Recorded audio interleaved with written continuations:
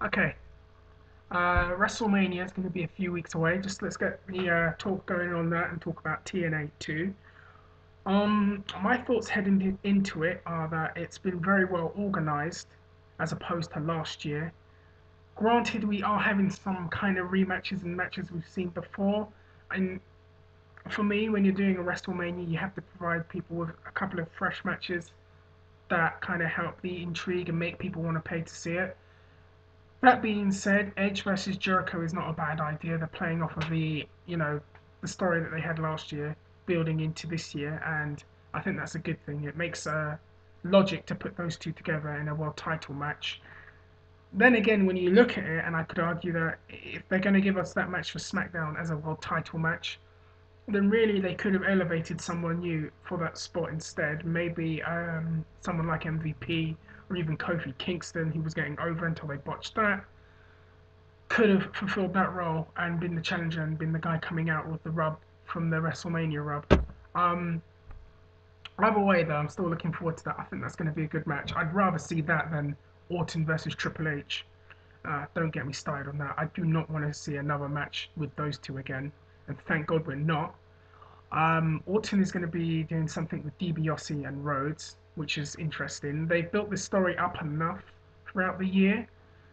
I don't know if the fans buy into DiBiase as a babyface. The problem is, I think they're going to have to turn those two heel and Orton face because the last 3 months, in particular, when they've been doing this, the fans have been in support of Orton more now than ever, and they're chanting RKO, RKO, and they popped on Raw when he RKO'd both of them, and at the Royal Rumble too, which is interesting. So I think the fans really want to cheer for Orton, which is interesting. I don't know what they're going to do because they want to turn DiBiase face and they think he's going to be the next Rock. So maybe they can do something there. The other match, Taker and Michaels, and rematch from last year, has been done well. Um, Leading into it, they've got enough storyline material from the last year's match. And Michaels interfering at the Elimination Chamber made it very interesting. Credit to Undertaker, by the way, for that his performance at the Chamber. He'd just been burnt, had that accident, and still went out there and I think put on a damn good showing. Was probably very generous, I thought, with John Morrison. I actually made him look like he legitimately belonged in the ring with him, which is something a lot of people need to be doing now. Also leading into Mania, the Money in the Bank ladder match is going to happen, which is going to be interesting. I'm not going to say the other names because I don't want to spoil it for everybody, but I know that there's another 4 names added into it, which we'll find out tomorrow. Um, what else is going to be happening leading into Mania? Oh, Cena and Batista is going to be happening, which is interesting. I honestly thought it'd be Cena, Batista, Bret Hart, Vince McMahon in some kind of mesh somehow. We may still get it in that way. Bret versus Vince is intriguing, but I don't know where they're going to go with this injury storyline. There's a lot of suggestion as to what will happen. Um, in addition to that, I'm trying to think of what else is going on. Hunter and Sheamus we thought would be the title match, but it's not going to happen. My thoughts though really are they have to have a plan because Taker and Michaels are obviously going to take time off after WrestleMania, and that means they're going to be short of 2 stars.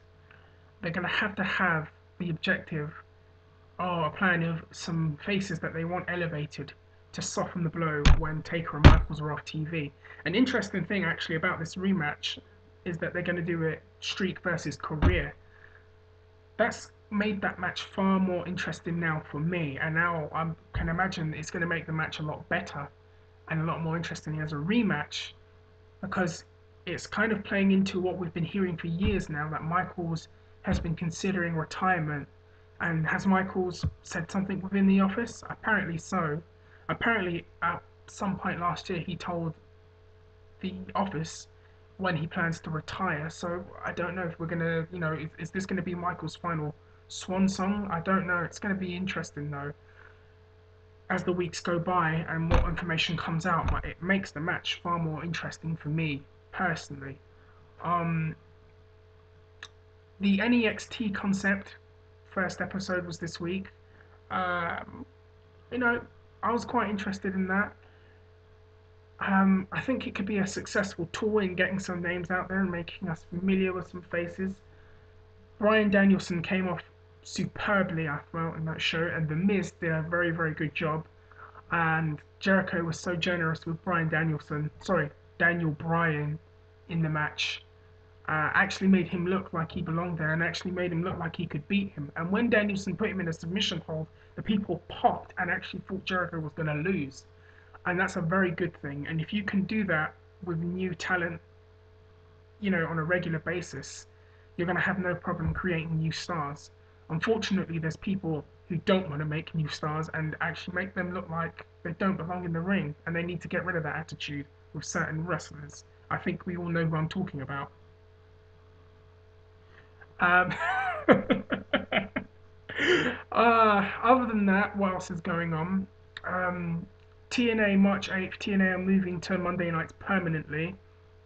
Good, that makes wrestling a little bit more interesting. However, I've been very, very critical of TNA's television for years, and their creative direction for years, and their marketing direction for years, and their promotional activities for years. And they want to do this Hogan and Flair's first match on TNA TV for free, which I don't particularly think is a good idea.